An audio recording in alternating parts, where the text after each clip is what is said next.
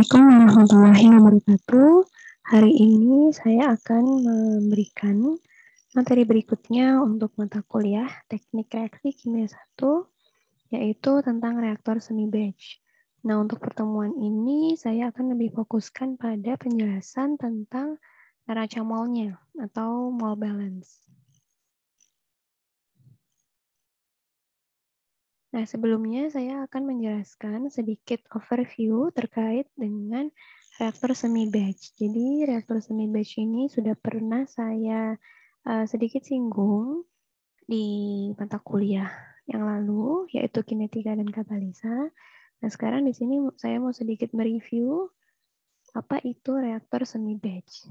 Ya, jadi reaktor semi batch itu umumnya itu bentuknya merupakan sistem fase cair di mana reaktornya itu berbentuk tangki berpengaduk. Nah, kalau kalian bisa lihat di sini, ini adalah salah satu jenis atau salah satu contoh dari reaktor semi batch. Nah, untuk reaktor semi batch ini, di sini digambarkan ya, ada reaksi dari reaktan A dan B direaksikan menjadi C. Kemudian di sini bisa dilihat bahwa di dalam reaktor ini sudah ada reaktan A-nya, sementara reaktan B-nya dimasukkan perlahan-lahan, ya, dimasukkan secara bertahap, sementara produknya tetap tertinggal di dalam reaktor. Nah, contoh yang ini tadi ini penjelasannya seperti yang di poin 2 ini. Jadi sebagian reaktan dimasukkan ke dalam reaktor, sementara sisanya dimasukkan secara bertahap dan produk reaksi dibiarkan di dalam reaktor. Nah, ini untuk jenis reaktor semi batch yang pertama. Tapi ada juga jenis reaktor semi batch lainnya.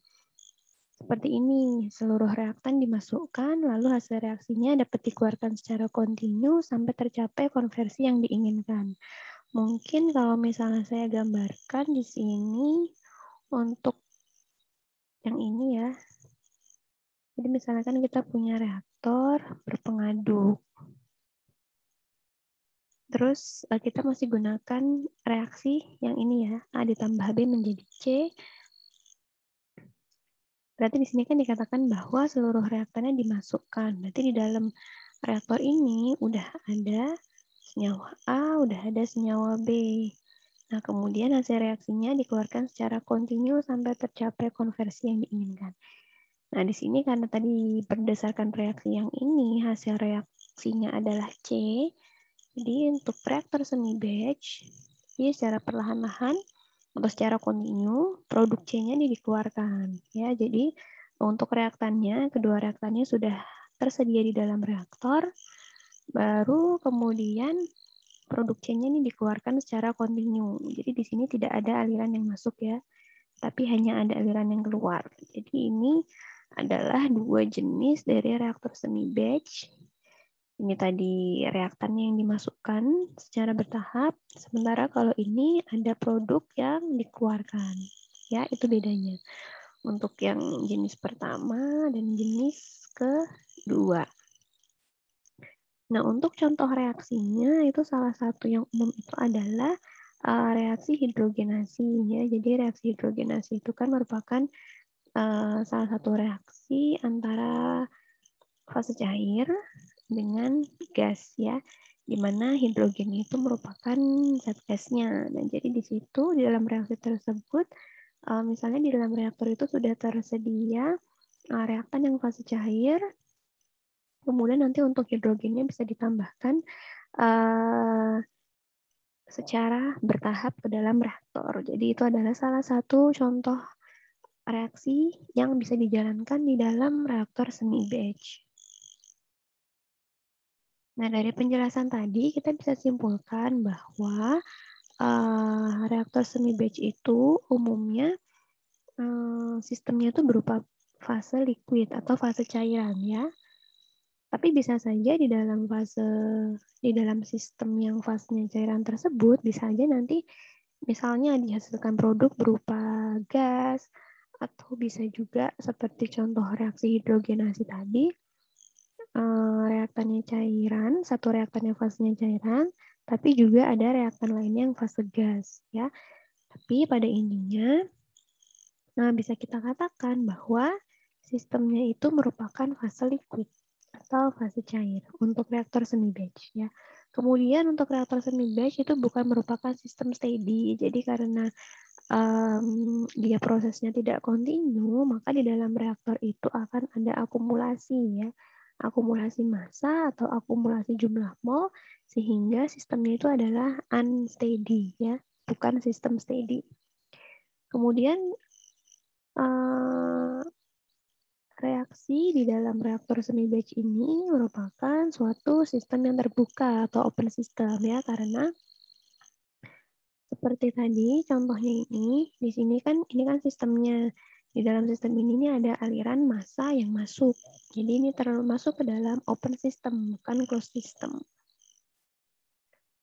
Nah, sekarang di sini saya mau sedikit jelaskan kenapa sih kita menggunakan reaktor semi batch ya, atau dengan kata lain pasti kan ada kelebihannya kenapa kita memilih untuk menggunakan reaktor semi batch. Nah, jadi untuk yang pertama, di sini dikatakan bahwa dengan menggunakan reaktor semi batch ini kita bisa meningkatkan selektivitas. Misalnya di sini ada contoh reaksi seri ya. Di sini ada reaksi A tambah B menjadi C, tapi kemudian ada lagi reaksi yang lainnya. Ada reaksi lebih lanjut ya, di mana C kalau dia bertemu dengan D itu menghasilkan E. Nah, reaksi ini adalah reaksi yang diinginkan ya. Ini adalah reaksi yang diinginkan. Nah, selain reaksi ini bisa juga kalau misalnya di dalam reaktor itu ada B dan juga ada D, dia malah membentuk reaksi samping yang tidak diinginkan ya. Jadi di sini ada beberapa reaksi. Jadi reaksi ini tuh terjadi secara seri ya, dan ini adalah reaksi yang diinginkan. Sementara yang reaksi B dengan D menghasilkan F, ini reaksi yang tidak diinginkan. Nah, pastikan kita kalau misalnya kita menjalankan reaksi, kita mau reaksi yang ini kan, reaksi yang kedua ini nih, yang saya beri kotak merah, ini yang berjalan. Sementara jangan sampai reaksi yang ketiga ini, jangan sampai terjadi. Kan idealnya seperti itu.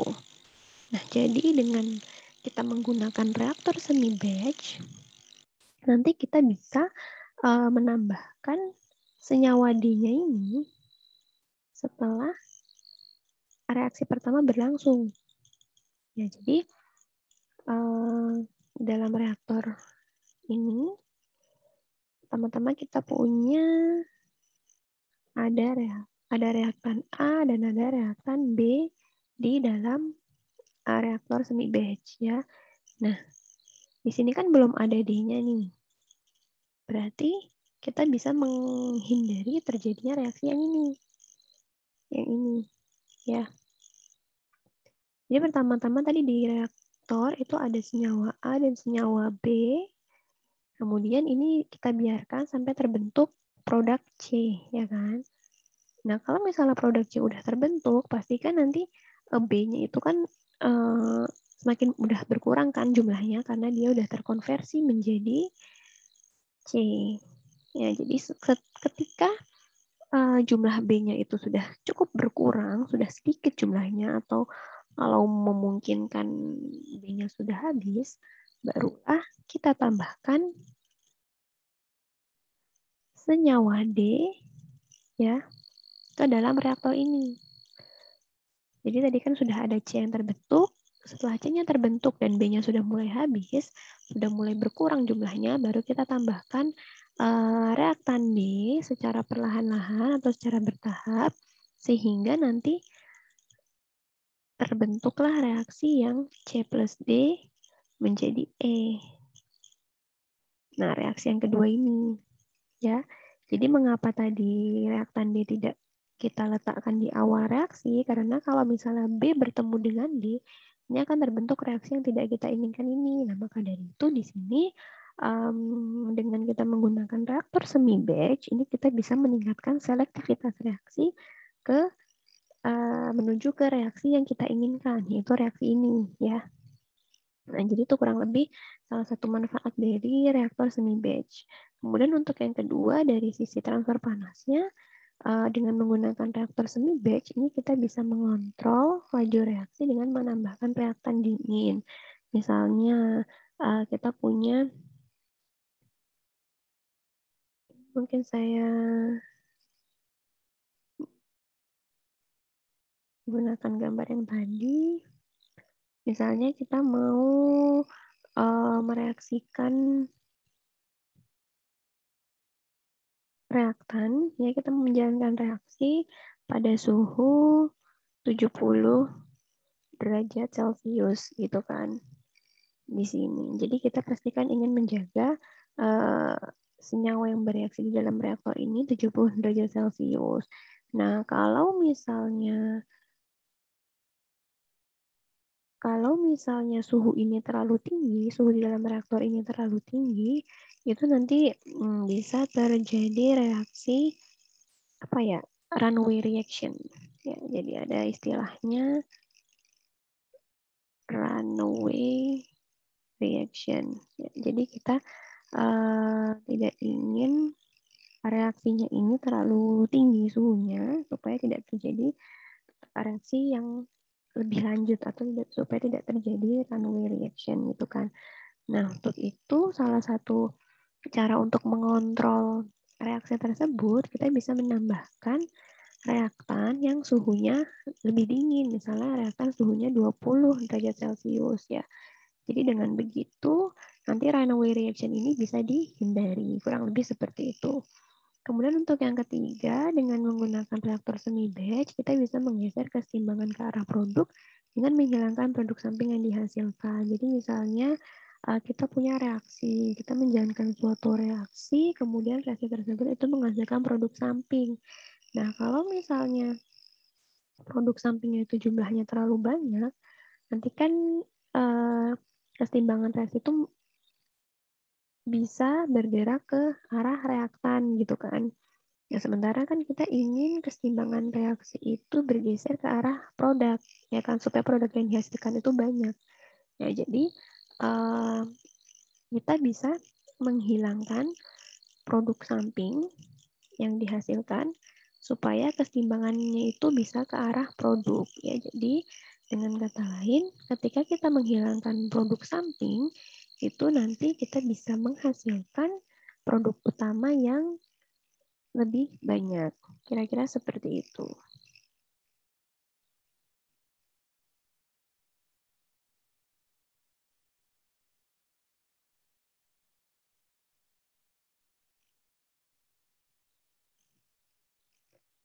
Sekarang saya mau menjelaskan untuk neraca molnya. Jadi sebelum kita nanti masuk ke contoh-contoh soal atau latihan terkait dengan reaktor semi batch, saya mau menjelaskan dulu bagaimana kita menyusun neraca mol pada reaktor semi batch ya. Jadi ini saya ambil contoh reaksinya seperti yang di awal tadi, reaksi A tambah B menjadi C. Ya. Nah, di sini saya berikan contoh penyusunan neraca molnya untuk jenis reaktor semi batch yang pertama ya, yang di mana reaktor semi batch-nya ini berupa penambahan reaktan secara bertahap ya. Jadi bukan yang pengambilan produk ya, tapi di sini saya gunakan contoh yang penambahan reaktan secara bertahap ini. Oke. Sekarang saya mau mulai dari penyusunan neraca mol A ya. Ini seperti sudah kita ketahui bahwa untuk menyusun neraca mol itu kita perlu persamaan umum seperti ini. Rate in, min rate out, plus generation sama dengan akumulasi ya. Nah, di sini karena kita mau menyusun neraca mol A, ya, bisa dilihat dari gambar ini. Kalau untuk senyawa A, dia kan posisinya itu sudah di dalam reaktor ya. Jadi untuk A ini dia tidak dialirkan, baik itu di aliran masuk maupun aliran keluar. Jadi untuk rate in-nya 0, rate out-nya 0. Nah, untuk generasinya atau untuk generation-nya ini adalah RA atau laju reaksi dikalikan dengan volumenya. Ya, jadi ini udah pernah saya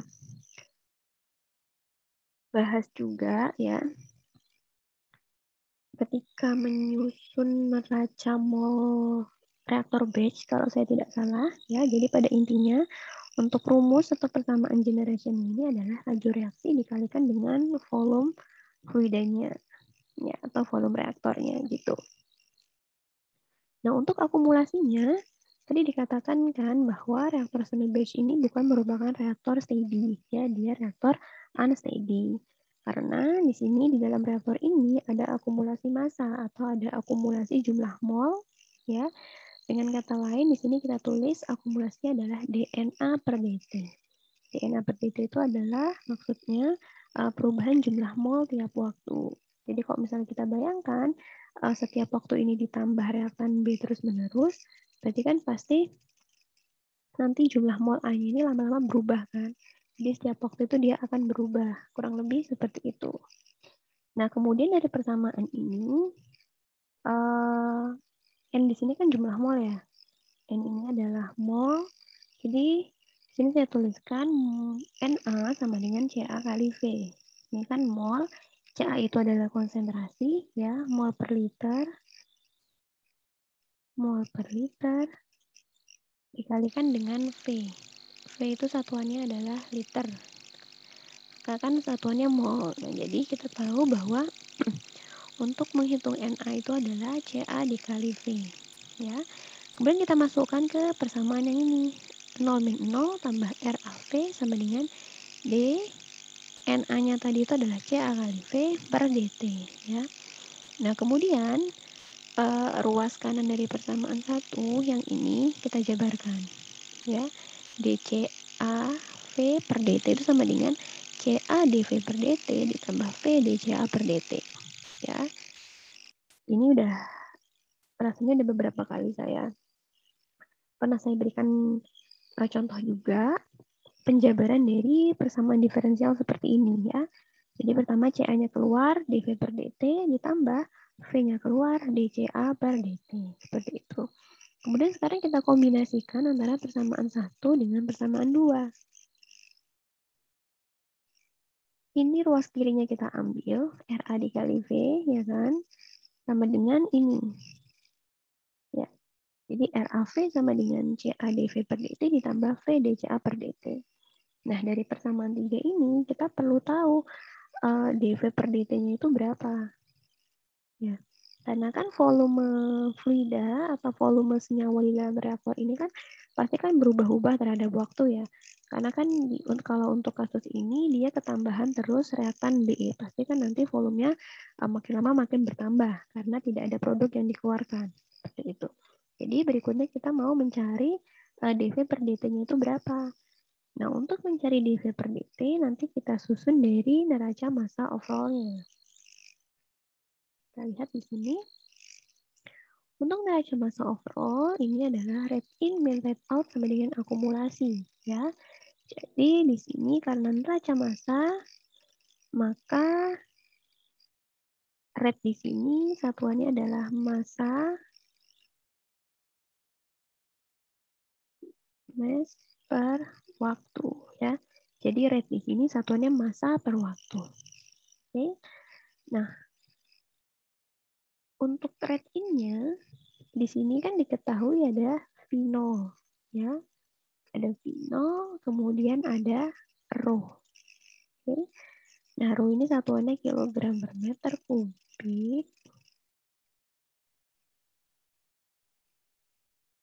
Sementara untuk V0-nya ini adalah laju alir volumetrik.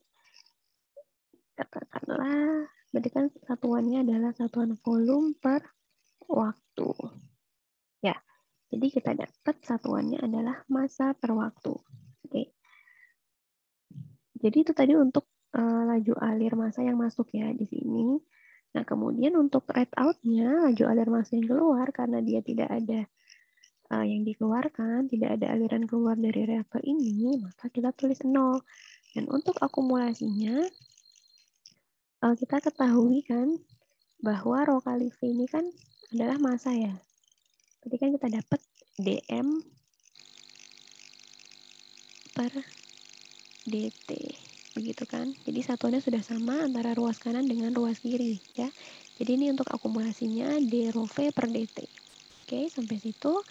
Sekarang kita jabarkan untuk yang ini. D rho V per DT itu sama dengan rho dV per DT ditambah V D rho per DT. Ya. Nah, selanjutnya kita bisa mengasumsikan kalau densitasnya ini konstan. Karena kan yang dialirkan ini kan berupa zat cair. Ya, kalau zat cair itu umumnya densitasnya konstan. Ya, jadi di sini bisa kita katakan rho 0 sama dengan rho. Jadi rho yang di aliran masuk sini atau rho 0 dengan rho yang di dalam sini itu densitasnya sama. Sehingga dari persamaan ini tadi, ya, karena rho-nya konstan, maka yang ini di rho per dt ini bisa kita coret. Karena kan rho-nya itu tidak berubah terhadap waktu, ya kan. Jadi ini kita coret. Nah, kemudian kita berarti kan tinggal punya rho 0 V0 sama dengan rho dV per dt, ya kan. Nah, karena rho 0 sama dengan rho, maka kita bisa coret ini. Sehingga diperoleh dV per dt sama dengan V0. Nah, setelah kita punya persamaan ini, kita kembali lagi ke persamaan 3. Jadi persamaan 3 ini, tadi ya, ada dV per dt di sini, kita masukkan menjadi V0. Maka di sini saya tulis RAV sama dengan CAV0 ditambah V dCA per dt.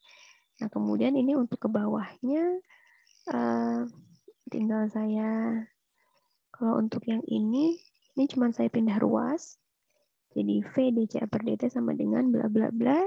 Kemudian untuk yang mendapatkan persamaan 4 ini semuanya saya bagi dengan V. Ini dibagi V, ini juga dibagi V. Ya, maka diperoleh dCA per dt sama dengan RA min CA V0 per V. Nah, ini adalah persamaan Pracamol untuk senyawa A. Ya. Untuk reaktan A berdasarkan reaksi dan kasus di sini. Nah, selanjutnya sedikit lagi saya mau menunjukkan bagaimana menyusun Racamol untuk senyawa B-nya. Nah, sekarang masuk ke Racamol B. Tadi kan sudah saya jelaskan Racamol A, sekarang Racamol B-nya. Ya. Pertama, seperti biasa kita tulis dulu persamaan umumnya untuk Racamol, yaitu rate in min rate out plus generation sama dengan akumulasi. Nah, karena kita di sini berbicara tentang senyawa B, sini kita bisa lihat kan, untuk senyawa B, ini kan dia ada aliran yang masuk, ya kan? Ada aliran yang masuk di sini, aliran B yang masuk, maka untuk rate in-nya, ini adalah FB0. Oke. Kemudian rate out-nya, karena di sini tidak ada B yang keluar, maka di sini rate out-nya 0. Untuk generation-nya sama, yaitu laju reaksi B dikalikan dengan volume RB kali V. Akumulasinya juga sama, yaitu DNB per DT. Nah, kemudian ini DNB ini tadi, ini saya jabarkan menjadi CB dikali V seperti yang tadi sudah saya jelaskan. Kemudian untuk ruas kanan ini, sama ya, DCBV per DT sama dengan ini, CBDV per DT ditambah V DCB per DT. Kemudian kita kombinasikan persamaan 5 dengan persamaan 6. Untuk ruas kirinya saya ambil ini, ya. Untuk ruas kanannya, saya ambil yang ini. Nah, kemudian kalau misalnya kita ingat kembali, FB0 itu sama dengan CB0. FB0 ini ya sama dengan CB0 kali V0. Makanya saya tuliskan ini.